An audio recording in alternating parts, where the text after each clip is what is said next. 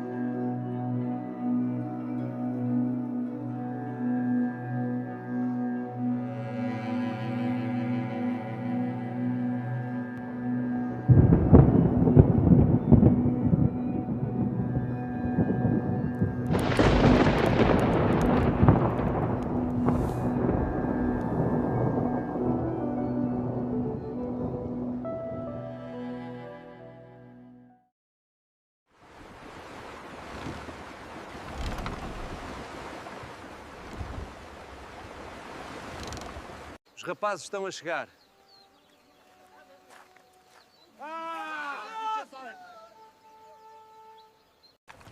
O seu irmão vai mesmo para o Brasil? Sim, o Bruno está mesmo decidido.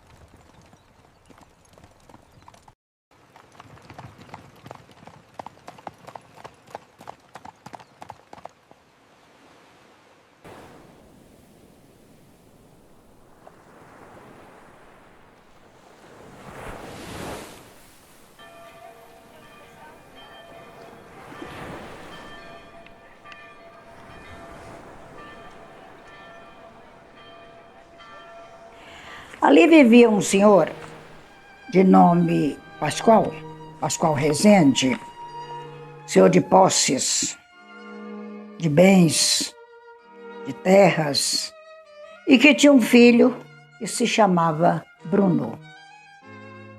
Por conseguinte, e logicamente, Bruno Rezende. Bruno Rezende, um jovem inteligente, criado dentro dos padrões, mas com um espírito aventureiro. Assim que E chegar que ao por Brasil, alguma mande razão notícias, minha mãe. quis conhecer outro mundo. Razão desconhecida. Quis ver outras terras. E movido por esse espírito aventureiro, deixou Pascoal, lá na ilha dos Açores, e embarcou rumo à terra desconhecida, mas que tão falada, a promissora terra do Brasil. E o Bruno Rezende veio ter-se aqui. Aportou em Salvador, e como trouxe na sua bagagem dinheiro, muito dinheiro, ele não veio de qualquer jeito, engajou-se na sociedade da época, entre políticos e senhores do engenho. E ali em Salvador ele passou um tempo conhecendo a terra, ouvindo coisas daqui e dali, mas sempre pensando em mudar de rumo. Salvador estava muito bem, mas não era o que ele sonhava. Ele sonhava com as riquezas do interior, que ele tanto ouvia falar nas riquezas das Minas Gerais. E ele deixou tudo. Deixou Salvador, com seu contexto político, já com todas as suas amizades, o seu bom círculo de relacionamento, mas veio para as brenhas do Brasil. E aqui chegou, nessa região nossa, nessas paragens, trazendo consigo tropa, nessa tropa com mulheres, homens, ferramentas e tudo que era necessário para um estabelecimento seguro. E foi assim que ele se estabeleceu aqui nessas terras, entre Santa Rita e mais tarde, e lá na sua fazenda, que mais tarde seria Comercinho do Bruno. Aqui chegando, e depois de estabelecido, ele se casou com uma donzela de nome Clemência Franca. E aí começa a segunda geração do Bruno Rezende, do Pascoal Rezende, melhor dizendo.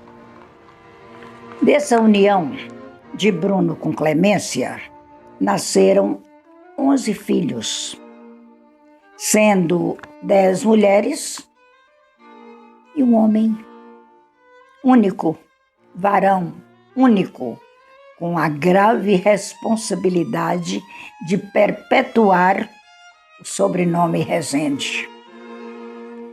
Por essa razão, esse menino foi criado cercado de mimos, protegido, cercado de tudo que tinha direito, naquela fazenda de senhor dos escravos, naquela fazenda de léguas e léguas de terra. E recebendo o nome de Teodoro Rezende na pia batismal, o menino crescia. E no tempo certo, na idade devida, ele foi mandado a estudar em Salvador, que o seu pai, o Bruno, já conhecia tão bem e queria que o filho recebesse uma educação esmerada. Por isso ele foi enviado para lá, onde aprendeu a língua portuguesa, a língua pátria, aprendeu aritmética, latim, francês e tudo que era necessário para uma educação refinada, como convinha a um herdeiro de léguas e léguas de terra e de grande fortuna. Mas por questão do destino, que não se sabe Meu pai como, está me esperando em Comercinho. antes de concluir os estudos, o Teodoro Rezende foi chamado a vir assumir as responsabilidades que lhe eram cabíveis, como filho do Bruno Rezende. E ele veio e ficou ao lado do pai, ajudando a construir aquele império. Mas é uma coisa interessante. Da juventude de Teodoro Rezende, se sabe muito pouco. Apenas que ele tinha um espírito cigano. Ele ficava para cima e para baixo. Nas fazendas, para lá, para cá, hora nenhuma, hora noutra, pois era grande o império do Bruno Rezende.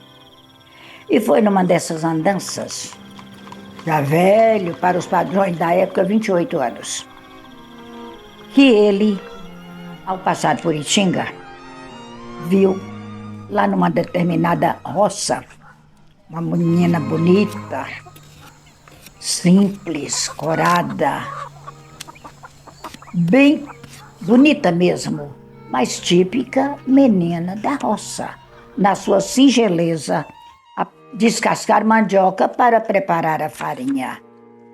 E ele olhou e se encantou. E não teve dúvida, deixando de lado as pretendentes, filhas de fazendeiro e até uma professora, ele disse: não adianta, é ela, é com ela que eu vou me casar. E resolvendo as coisas todas, eles se casaram. Ela passou a ser a senhora Laudelina Chaves Rezende. E assim, a família foi crescendo. Já a segunda geração do senhor Bruno Rezende. Teodoro Rezende e Laudelina tiveram vários filhos, sendo o primeiro Júlio Rezende, o segundo Franklin Rezende, o terceiro Bruno Rezende, o neto, e o quarto, que era uma filha, Clemência, recebeu o nome Clemência em homenagem à mãe de Teodoro Rezende. Daí vieram tia Jove, Joventina, veio Nair, Eurídice e o caçula, Valdelírio, que nós chamamos sempre de Valdo.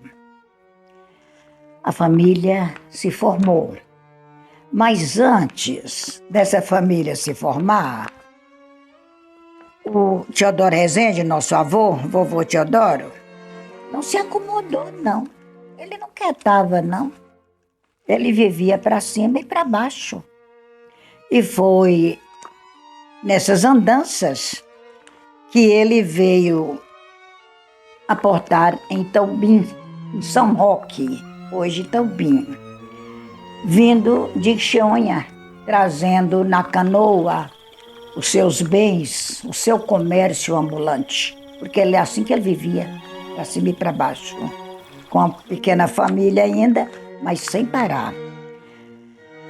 Foi nesse lugar, em São Roque, que nasceu nossa mãe, Dona Clemência, essa quarta filha do casal. Foi aí, em São Roque. Aí ele ficou uns tempos lidando com política, vivendo naquele meio. Mas desencantou-se. A política não foi o que ele sonhava. O que ele queria deu errado. E ele, desgostoso, resolveu sair daí. E migrou para São Pedro do Jequitinhonha. Lá em São Pedro, sim, as raízes encontraram terra para ir se firmando. E a família foi crescendo. Os filhos foram crescendo. Nesse contexto, viviam todos eles, filhos criados em princípios rígidos, morais e religiosos, tanto os meninos como as meninas, mas todos muito bem criados. Todos frequentavam as escolas e frequentavam a igreja, sempre sob os olhares vigilantes do pai e da mãe. Mas esse casal tinha uma visão forte e queria que os filhos também escrevessem a sua história.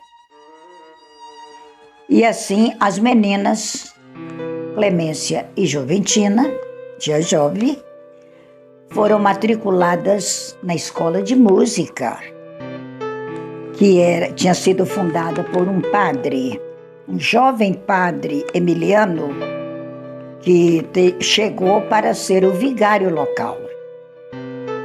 Como era um padre moderno, de visões modernas e objetivos, fundou essa escola de música, para que os jovens tivessem os seus talentos descobertos e aproveitados. E assim, mãe e tia Jove, por serem muito inteligentes, logo se destacaram na escola. Mãe, exímia musicista. Tia Jove, desde menina, já era a regente do coro, o coral sacro que ele havia fundado.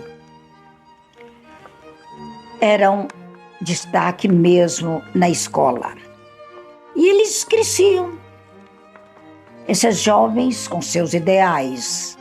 Tanto que mãe, a dona Clemência, Clemência, a filha de seu Teodoro, Além de tudo isso, do seu dom musical, de tudo isso, tinha uma capacidade de liderança grande, o que lhe valeu assessorar o seu pai, Teodoro, nas aulas que ele dava, pois ele voltou a ser professor, valendo-se dos seus conhecimentos lá de Salvador. E mãe, Dona Clemência, foi ajudá-lo na escola. Era tão boa no que fazia, tão competente, que pouco tempo depois ela foi nomeada a professora mesmo, titular da cadeira da escola que já havia lá, a escola municipal. Foi nomeada pela Secretaria da Educação. E ela passou a ser professora titular lá em São Pedro. Esses jovens ali viviam cheios de alegria. O povoado era alegre. Ali havia festas. Esses jovens, como de um grupo seleto, é claro que não podia ser algo avulso, eles frequentavam os mesmos meios, as festas religiosas, as cantigas de roda e, o melhor de tudo, os bailes na casa de Major Loriano. E Rômulo, jovem participante do grupo e da sociedade local, também era aluno da escola de música do padre Emiliano. Destacou-se pelo brilhantismo, pela inteligência, pela competência adquirida e logo, logo era o melhor músico de todo o grupo. Foi quando o padre Emiliano pensou em fundar uma banda. Comprou os instrumentos e não teve dúvida. Chamou Rômulo, pai, e disse: a partir de agora, Rômulo, você é o regente da nova banda criada. O pai só tinha 17 anos. E esse pessoal vivia desse jeito. Jovens, as moças, os rapazes.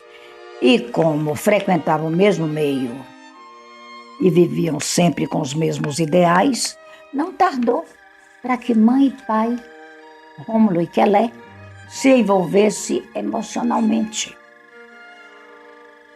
Apaixonaram-se, namoraram e casaram-se. Pouco tempo depois vieram os filhos. E assim começa a terceira geração, já a família Chaves Silva. Quelé e Rômulo se uniram numa união abençoada, de onde nós surgimos. Mas esse casal, como sempre muito idealista, continuava com sua música, continuava com sua arte, e mãe lecionando Dona Clemência com suas aulas, sem jamais se afastarem da caminhada religiosa. Sempre na igreja, sempre cantando, pai sempre com a banda tocando nas festividades religiosas, além das cívicas. E o casal se apresentava. E foi dessa forma que, num povoado vizinho, pai e mãe estavam cumprindo o compromisso. Lá no povoado chamado Santana, eles estavam lá também com certa época, de um pouco tempo de moradia, porque São Pedro estava em tempos difíceis pela enchente que havia acontecido. E eles estavam em Santana. E lá foram descobertos pelo padre Manuel Soares Rebelo. Esse padre era um português, que era o vigário do povoado de Santa Rita. Quando ele viu aquele casal cantando, um tocando e outro e ela cantando, ele convidou-os para vir morar em Santa Rita, com as mesmas funções.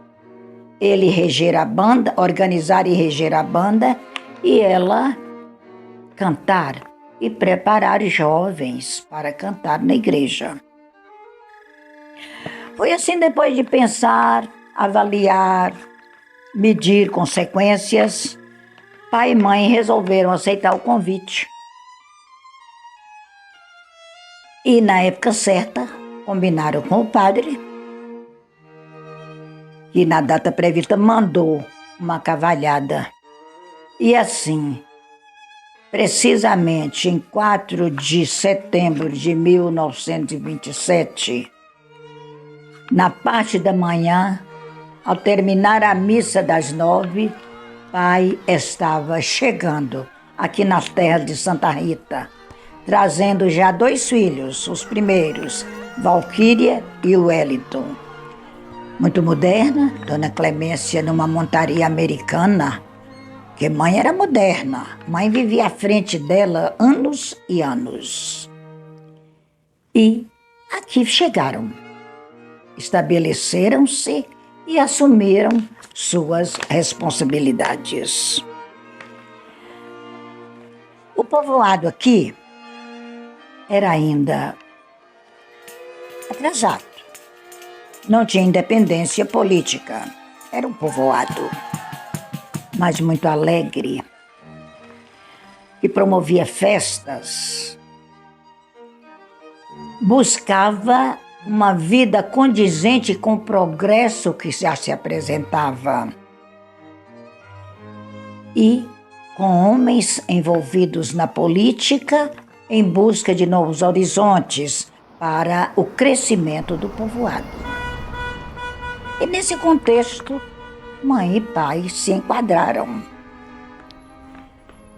Viviam naturalmente, construindo sua família que só aumentava, e foi assim que eles passaram a fazer parte dessa nova comunidade. Com o tempo, mãe resolveu voltar ao que ela sempre sonhou. Ela voltou a dar aulas. Primeiro, aulas particulares, o que lhe rendeu o nome de Mestra Quelé, como era conhecida em outros tempos. E ela dava aulas particulares e esporadicamente substituía a professora titular daqui, que era a Dona Orlinda. Mas ela não parava. Mãe era uma mulher de uma visão extraordinária. Mãe era uma mulher completamente distante da época que ela vivia. Tanto que ela fazia parte da vida política. Trabalhou quando foi para o contexto para o povoado passar a vila. Ela participou. Ela se juntava, convidava outras mulheres para estarem atentas àquele movimento. E era ativo, não era só observadora, não. E mais tarde, já com o contexto organizado, o contexto político organizado, ela ao lado de Dr. Max Machado, que era seu compadre, por sinal, era padrinho de um de seus filhos, ela trabalhou, foi nomeada a ser responsável pela inscrição das mulheres que iam votar pela primeira vez no país. E ela ia de casa em casa com a pasta debaixo do braço, trabalhando, conversando e o mais difícil, enfrentando os maridos que, como era o tempo, não queria que suas mulheres saíssem para votar. Mas ela, com seu jeito, com sua inteligência e com sua garra, ia fazendo com que as mulheres vissem a sua liberdade de exercer o direito do voto. E mãe era isso. Foi assim trabalhando, vivendo, cantando, sorrindo, dançando, porque ela e pai era casal que participava de tudo, que Quando foi fundada a escola normal, a primeira escola daqui de Medina, Escola Normal Benedito Valadares, ela foi convidada a dar as aulas de música. E ela passou a ser a professora Clemência, professora de música e dirigindo o coral da escola. Como a escola não proliferou, por questões políticas a escola terminou um pouco cedo, foi criada aqui a escola municipal, mas aqui na sede, para atender a sede. E ela foi convidada a ser diretora da escola. Ela aceitou, foi dirigir a escola municipal de Medina, que era ali na Praça Santa Rita, era ali que funcionava. E nessa escola ela ficou exercendo a sua profissão, as suas atividades, até chegar o tempo de aposentadoria. Foi quando ela se aposentou pelo município.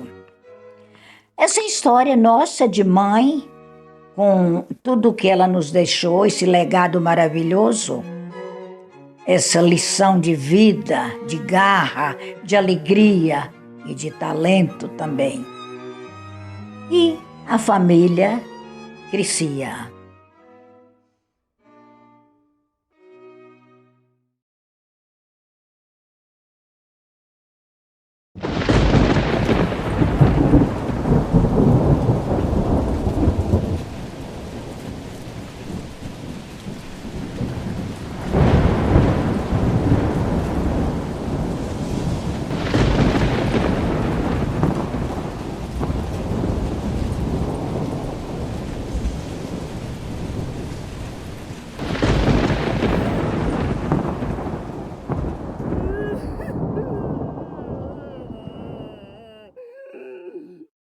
Numa noite quente de fevereiro, um dilúvio caía sobre a vila de Santa Rita.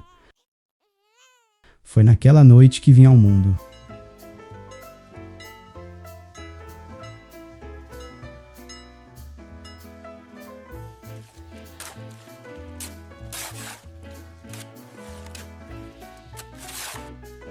O ano era 1936.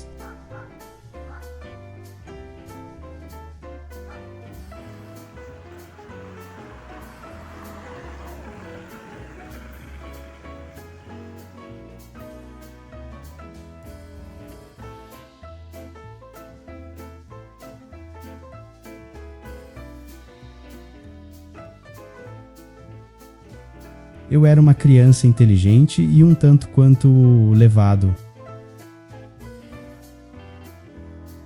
Desde cedo demonstrei aptidão para as artes.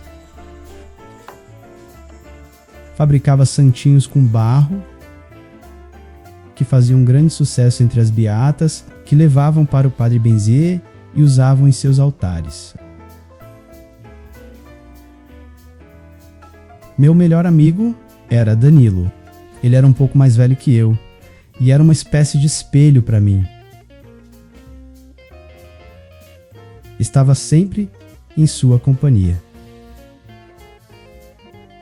Certa vez, abriram em nossa cidade um cinema, e meu irmão mais velho, Ramon, resolveu me levar para conhecer.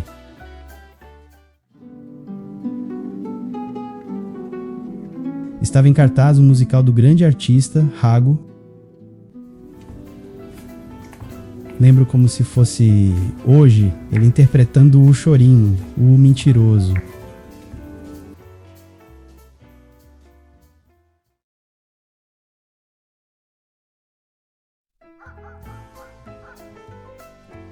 Na minha adolescência, em um lugar simples como Santa Rita, não existiam muitas opções.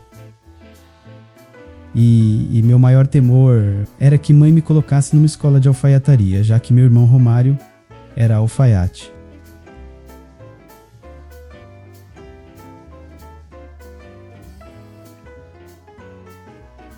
Eu conversava muito com meu pai, e numa dessas conversas, ele me falou sobre quando a vila de Santa Rita virou cidade.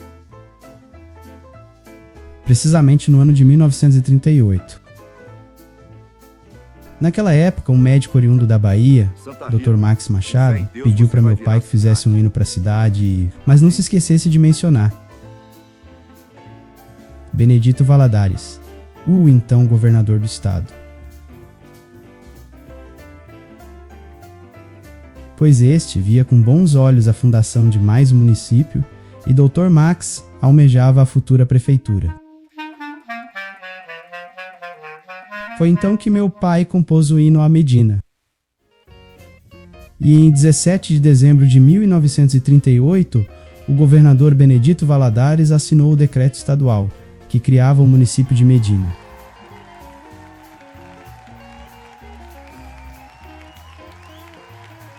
Tendo como seu prefeito Max Veloso Machado, Viva Santa Rita! Viva Medina!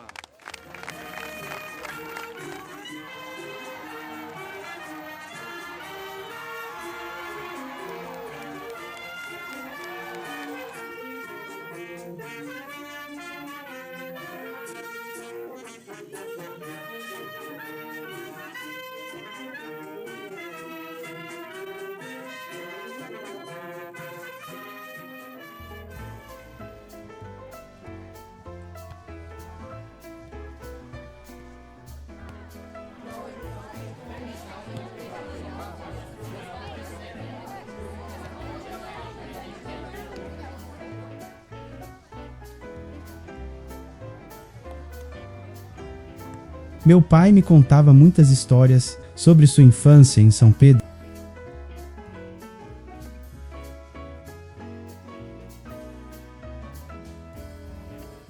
Também me falou sobre a construção da igreja matriz de arquitetura romana, única na região, idealizada por Monsenhor Manuel. Começou a ser construída em 1927. Antes existia no local uma igrejinha simples, que depois foi substituída por uma maior. Para a construção da atual igreja, a antiga foi mantida em seu interior. E as missas aconteciam normalmente no local.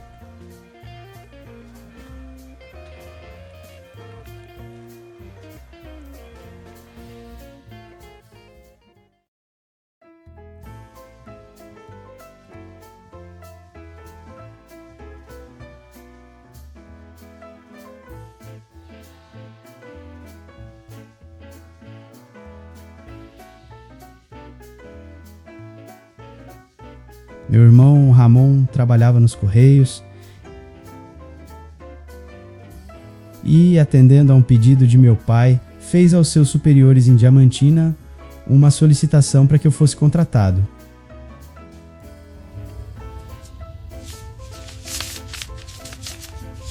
Para minha alegria, em pouco tempo tivemos a honrosa resposta positiva. Olha, pai. Foi mais rápido do que a gente pensava.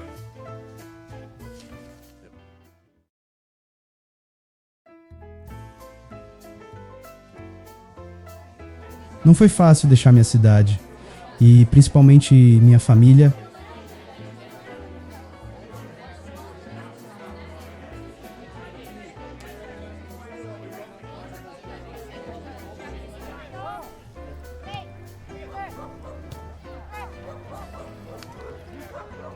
Me apresentei à agência regional dos Correios em Diamantina, e em pouco tempo me tornei um exímio telegrafista. Dispensava a leitura da fita do telégrafo e fazia tudo de ouvido.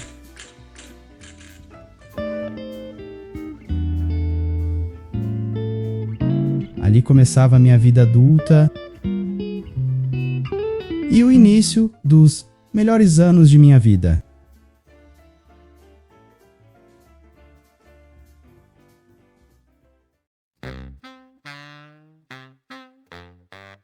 Nasci em 1941. Minha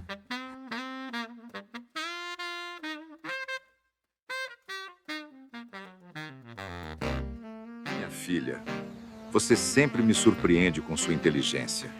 Ah, pai, Aprendi com o senhor. Na minha casa éramos 8 irmãos: Valquíria, Wellington, Romário, Ramon, Rômulo, Maria, eu e o caçula, José Rubens.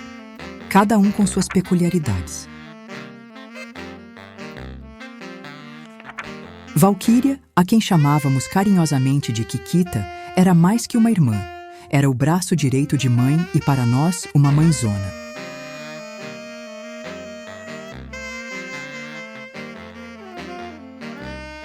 Wellington era extravagante, cheio de manias. Tocava violão muito bem, além de ser excelente também no trombone. Era compositor. O terceiro era Romário, discreto, fechado. Como todos na família, também era músico e um excelente alfaiate.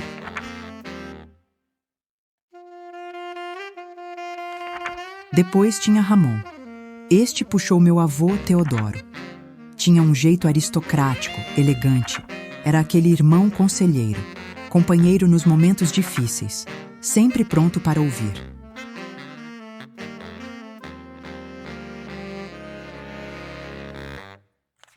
Depois tinha Rominho, o gênio da família. Conhecido como cowboy, nasceu com muitos talentos. Ainda criança, fabricava santinhos de barro. Também um excelente caricaturista. Compôs a linda Mazurca para a Mãe, em homenagem a Dona Quelé, autor de poemas fantásticos como O Funâmbulo, que fez em homenagem ao amigo Elias Issa, a quem muito estimava. Depois veio Maria Sebastiana, ou, para nós, Lia. Era a mais morena da casa. Muito bonita, muito reservada, excelente costureira. Gostava de tocar violão com as amigas na escadaria da igreja. Casou-se com nosso primo Dídio, filho de tia Jove.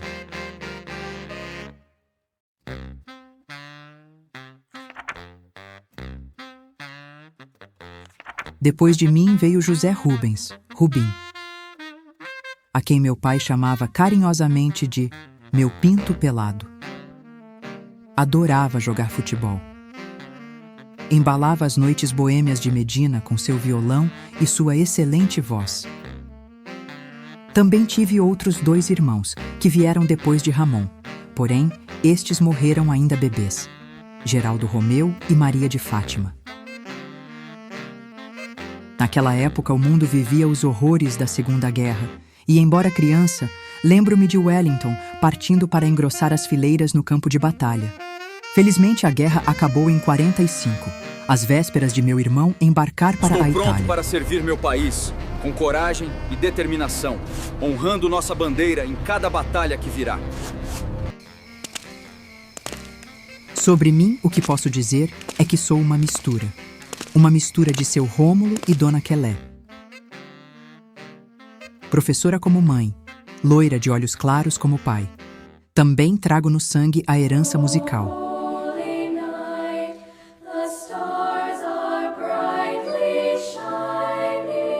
Em cada canção, a alma do Brasil, com amor e emoção. Uma passagem maravilhosa de minha vida foi na escola normal. Lembro do baile de formatura, no clube recreativo, um momento único. Eu e Ramon dançando a valsa de formatura.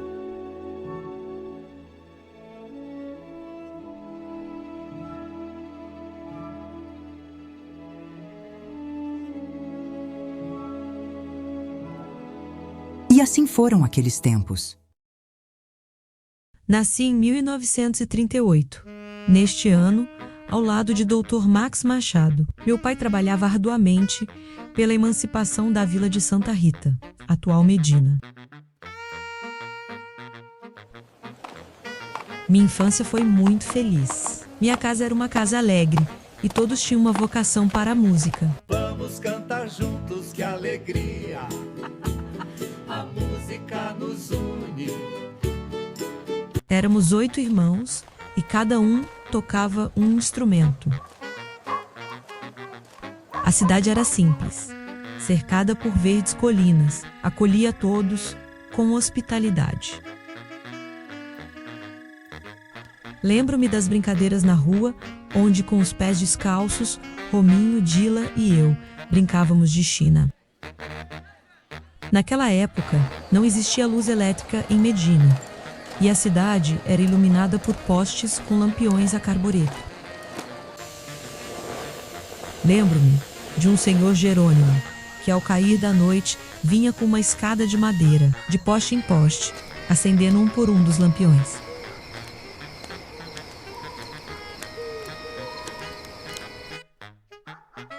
Naquela época, o cinema da cidade estava em obras e passou a funcionar no prédio da minha escola. Nossa rotina se dividia entre estudar e admirar os cartazes dos filmes.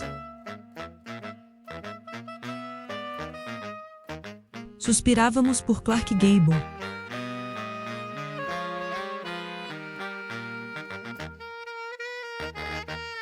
Olha ali, é o Clark Gable. Meu pai era muito amoroso.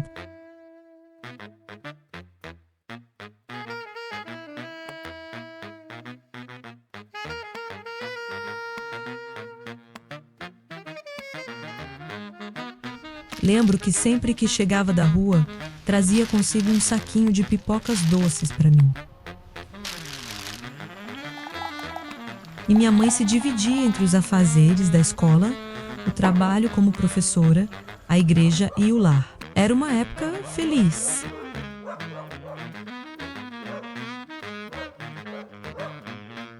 Uma vez, meus pais fizeram um grande almoço para comemorar suas bodas de prata. Muitos amigos estiveram presentes. Naquele dia, ainda posamos para a fotografia da família. Esse dia ficou para sempre nas minhas lembranças.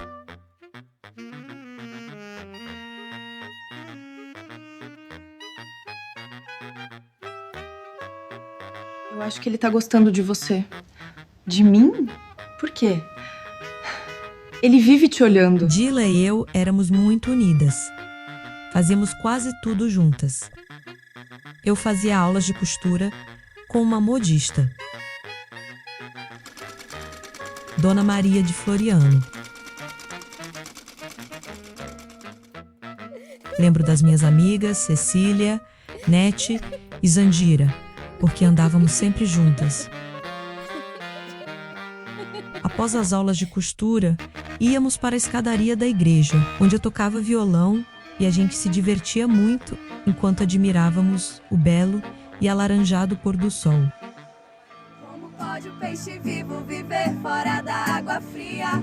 Como pode o peixe vivo viver fora da água fria?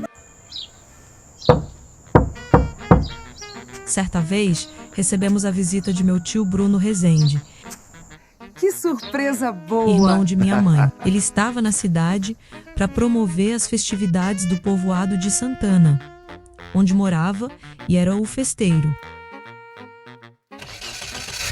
Então, eu e Dila decidimos ir às festividades. Era a festa da padroeira do lugar.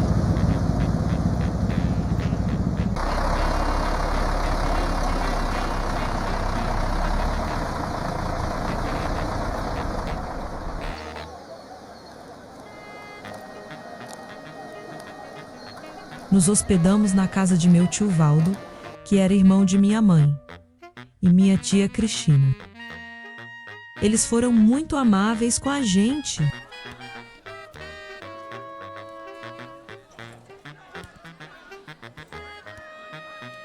O lugar era pequeno, porém muito agradável. Em uma noite, fomos a uma missa.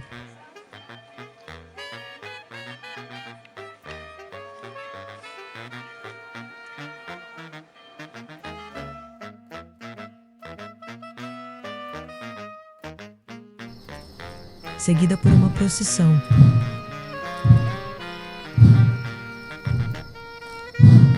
e, por fim, uma quermesse na Praça da Matriz. Foi lá em Santana que conheci minha tia Jove, irmã de minha mãe, e meu tio Marcionílio.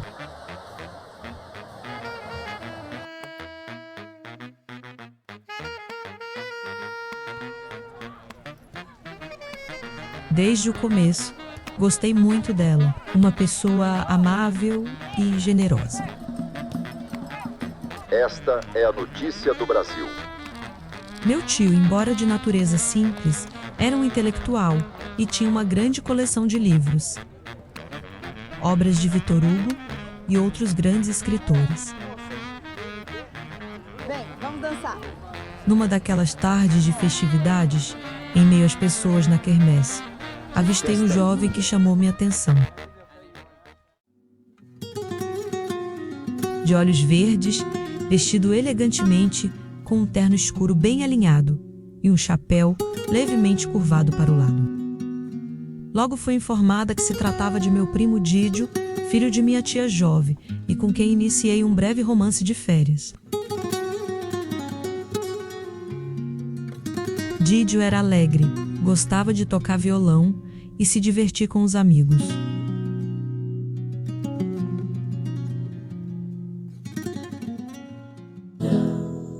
Noche de ronda, qué triste pasas, qué triste cruzas por mi balcón.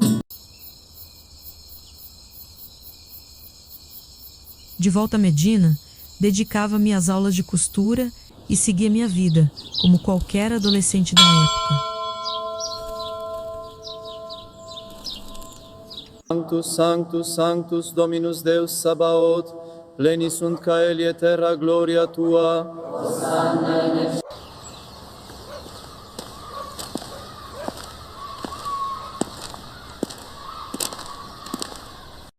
Algum tempo depois, recebemos a visita de minha tia Jove,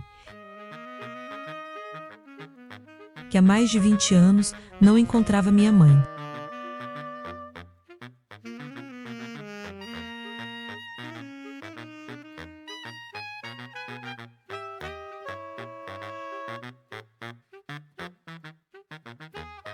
Para minha surpresa, estava acompanhada por meu primo Didio.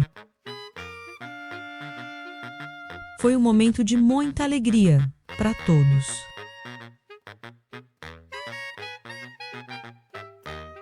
As duas foram muito unidas na infância e adolescência.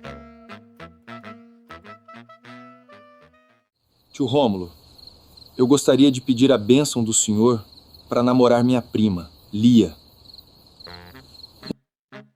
A visita de minha tia era o momento oportuno para que meu primo me pedisse em namoro. E com as bênçãos de meus pais, namoramos por 2 anos.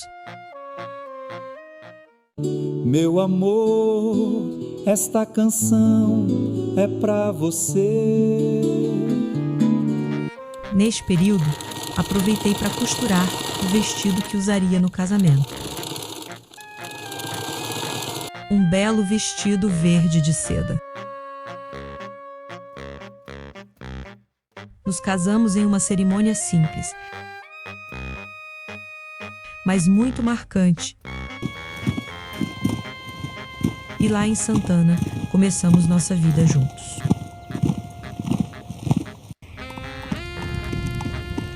Meus tios tinham uma bela fazenda.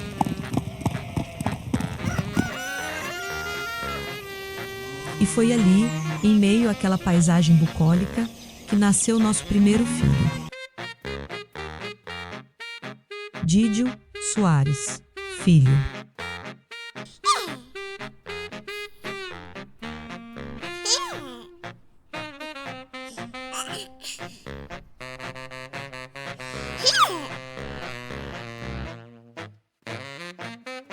Seguido por Rômulo, Marcelo, Lutécia, Marcionílio e o caçula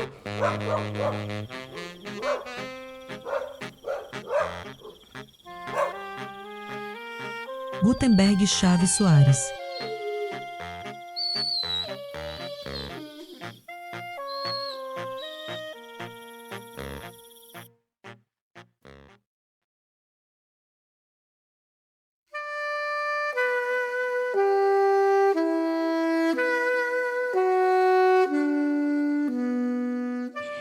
E assim se edificam as famílias, com a chuva de bênçãos, ou talvez como um rio, que no seu percurso, ora tortuoso, perde afluentes. E quando o terreno se torna suave, outros tantos chegam, e com alegria e com a nobre missão de dar continuidade à história.